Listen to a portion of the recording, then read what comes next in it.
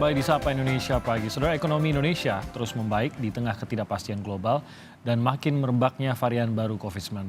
Belajar pada kebijakan yang dibuat sepanjang tahun 2022, pemerintah yakin pertumbuhan ekonomi bakal terus bergerak positif pada tahun 2023.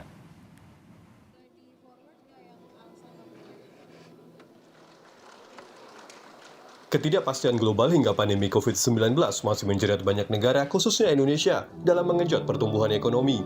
Di tengah masa-masa sulit, pemerintah sukses mendorong roda ekonomi negara bergerak positif pada periode 2022.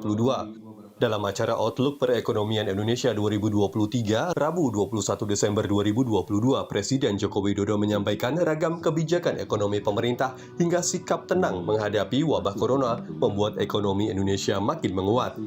Terbukti ekonomi Indonesia kuartal ketiga 2022 tumbuh 5,72%. Jadi fundamental kita ini harus betul-betul kita rubah, yang rentan kita rubah sehingga menjadi stabil, sehingga sangat penting sinergi fiskal, moneter, dan sektorial.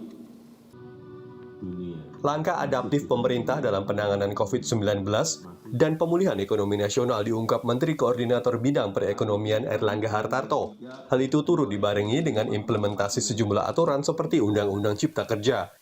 Kerjasama ekonomi bilateral dan kawasan pada pagelaran G20 semakin memantapkan optimisme Indonesia memperbaiki kondisi ekonomi pada 2023 mendatang. Dalam kepemimpinan Bapak Presiden di dalam G20, kita telah berhasil mendapatkan komitmen strategis secara global, yaitu Pandemic Fund sebesar 1,5 billion.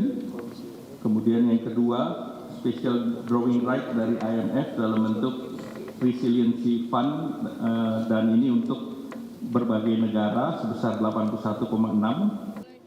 Upaya meningkatkan daya beli masyarakat juga menjadi perhatian harapannya. Semangat positif menuju ekonomi kuat di tahun baru bisa lekas terwujud dan dirasakan rakyat Indonesia secara meluas. Tifal Solesa, Julian Fernando, Kompas TV, Jakarta.